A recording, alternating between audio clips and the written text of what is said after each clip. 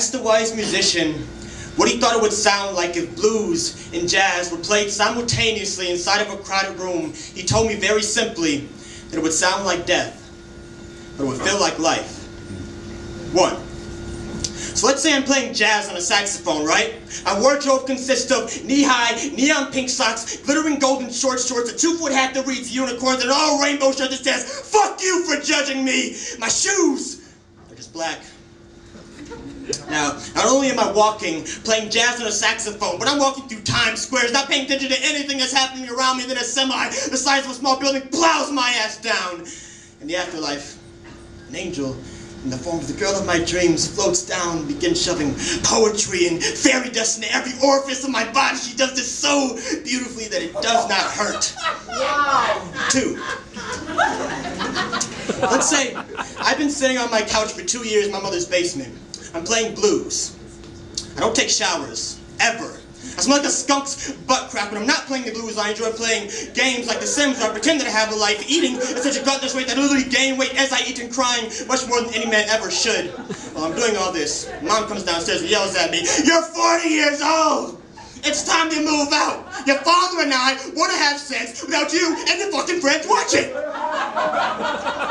I am in such shock that I just have a heart attack and die. In the afterlife, angels still come to get me, but this time they just pick my fat ass up and put me on a treadmill. 3. According to Wikipedia, it takes 21 days to create a habit.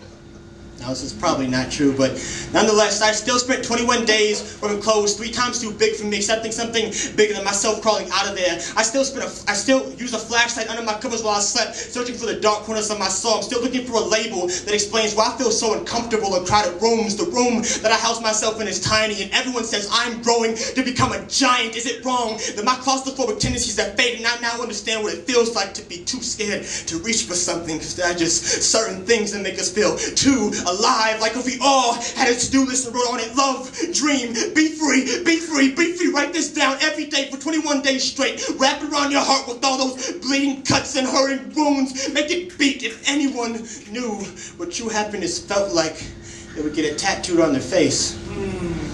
Wouldn't have to be scared of taking a risk. It would just be a part of life. Wouldn't have to feel like death. 4.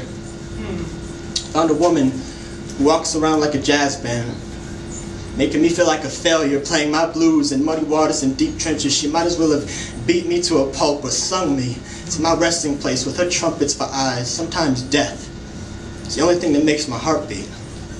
Sometimes death is the only thing that makes me feel alive.